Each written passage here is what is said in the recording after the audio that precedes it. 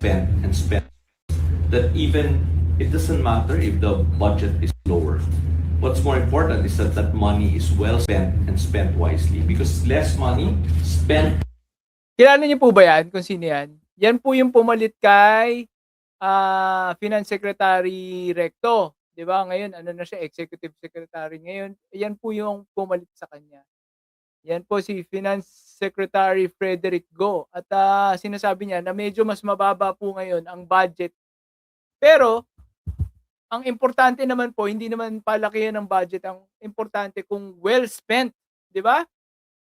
Siyempre ngayon, lahat na ng mga politiko at mga ahensya ng gobyerno, ilag na ilag din sa mga korupsyon na yan, di ba? Kasi pinag-uusapan na yan at may mga nakulong na po dyan, di ba? Kaya, siyempre, yun ang kinaganda nitong pagbubunyag ni Pangulong Bongbong Marcos sa mga ano no, sa mga korupsyon. Yan. Yan mga didilis baka nagkakamali kayo. Sinasabi nyo, si BBM sangkot dito, siya nga po ang iniilaga ng mga korap na opisyal, di ba? At ito nga, dahil sa pagbunyag niya po ng mga korupsyon, mga nangyayari, mga insertions na yan, di ba? Ngayon po, ang lahat ng bawat 5 galing po sa tax ng ating mga kababayan, mas mapupunta nga po, no? Mas siguradong mapupunta sa tamang pupuntahan, pagkakagastusan, di ba? Ayan, pakinggan po natin si Frederick Go. Ayan, naririnig niyo po ba? Ayan, pa-play ko. That even it doesn't matter if the budget is lower.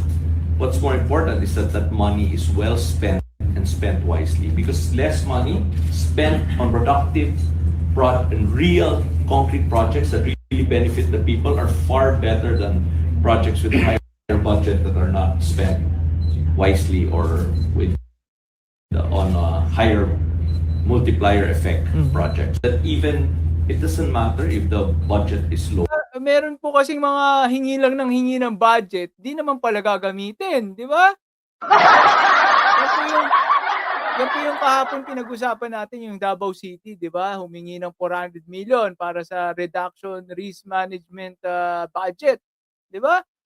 Ang ginastos 86 million, wala pang 100 million, di ba? Ang duda natin sa mga ganung paggagastos, di ba? Kasi matatantya mo naman yan, di ba? Palapit na ang 1 taon, patapos na ang 1 taon. Hindi mo pa ginagastos ang mostly of your budget, edi ibig sabihin hindi ka nag-iisip, 'di ba? Hindi nakaplano ang iyong paggastos, 'di ba? Dapat pag ano pa lang, bago matapos ang taon, isipin mo na, "Oy, pwede natin 'tong ibili ng mga food packs para pag nagkaroon ng disaster, meron na tayong ready," 'di ba? Hindi na tayo aasa sa national masyado. O kaya bili tayo ng mga speedboat, yun yan, kapag baha, kasi bangba sa Davao City, konting ihi lang ni Sarah kailangan ng speedboat, di ba, kapag binaha ng ihi ni Sarah. Di ba? O bili na sila ng speedboat, mga bota, kung ano-ano para sa, basta related sa reduction risk management. O bili pa sila ng CCTV, yung CCTV na 2 million isa. 200,000 ba? 200,000 tapos 10 unit yata, no? Umabot ng 2 million. Grabe, no? Magkano lang yung CCTV, no? 10,000, sobrang ganda. 3,000, 2,000, meron na. Diba? Ayan po ang mga Duterte, ganyan talaga. O ito, diba, pinapatunayan na ang mga budget ng gobyerno ay hindi po importante na, mas maliit man ang budget, mas malinaw ang direksyon, results over numbers, 'di ba? Resulta mas mahalaga kaysa numero. Pinapakita ng administrasyon na ang tunay na serbisyo ay nasusukat sa benepisyong nararamdaman ng tao, hindi sa laki ng ginastos. Naalala ko tuloy yung 5.6 billion na hinayaan lang mabulok ni Sara Duterte. Lagi natin papaalala yan sa live stream natin, 5.6 billion. ano lang, sinayang 'no, mga pagkain sinayang po ni Sara Duterte, 'di ba? So, ibig sabihin lang po niyan, nasa ano talaga, nasa mga leaders po natin 'no, ang, kinabukasan ng 'yan, mga budget, 'di ba? Sila po kasi magde-decide. It doesn't mean na kapag nagawa na yung isang batas, matutuloy na 'yon, 'di ba? Yung katulad ng zero balance billing, marami na po matagal na po 'yan, pero ang problema, wala pong naglalaan na mga presidente ng budget diyan. Ngayon, sa panahon po ni, Pangulong Bongbong Marcos, may budget po 'yan, yes.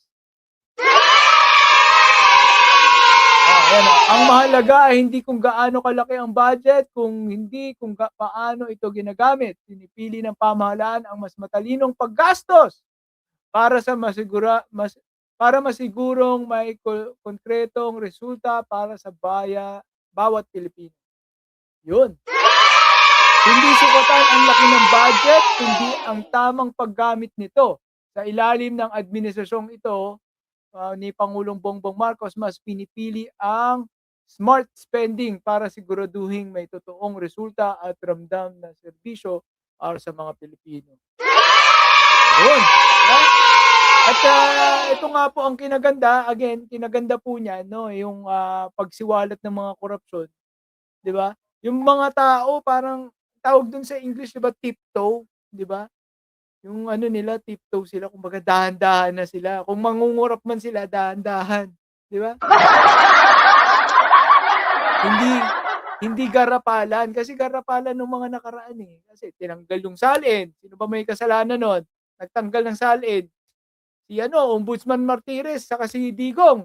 Tapos isa pang factor ng, Ghost Flood Control Project. Dati kasi hindi naman yan nababayaran, Nababayaran lang po yan nung nagsimula sa panahon ni Digong. Kasi tinanggal po nila yung tinatawag na clearance, 'no? Clearance, ang mga nagpo-provide naglalabas ng clearance ay yung mga LGU, kunwari mga mayor, gobernador, 'di ba? Iinspeksyonin nila yung mga project na ginagawa ng DPWH. Oh, okey, okey yung project na 'to, sige ilabas niyo na yung pondo dito. Sila mag-i-instruct 'no, isa sila sa nag-a-approve na ilabas na yung bayad dun sa mga kontraktor, 'di ba? Ngayon, nung panahon ni Digong tinanggal din po yun 'no, kasama nung SALN, 'di ba? Yan po ay mga sangkap na 'pag pinagsama-sama mo ay magkakaroon talaga ng malawakang korapsyon, 'di ba? Very good.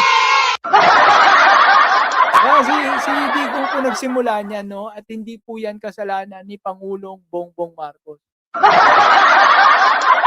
And then in time, naperpekto na nila, mas garapal na sila mag-ano, mangurakot. 'Di ba may mga lumusot na isa, dalawa, "Uy, ghost flood control, wala talagang proyekto nababayaran.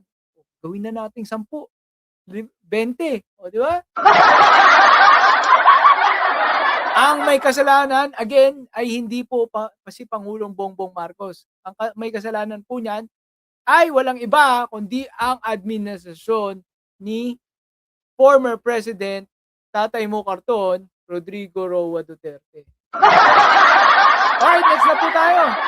Yan, shoutout sa mga bagong pasok pa lang, no? Richie, Gerald Evans, yan, Legaspi, 1957, shoutout po sa inyo. Ayan, nagsisimula pa lang po tayo. Baka akala nyo late ako, hindi po ako late.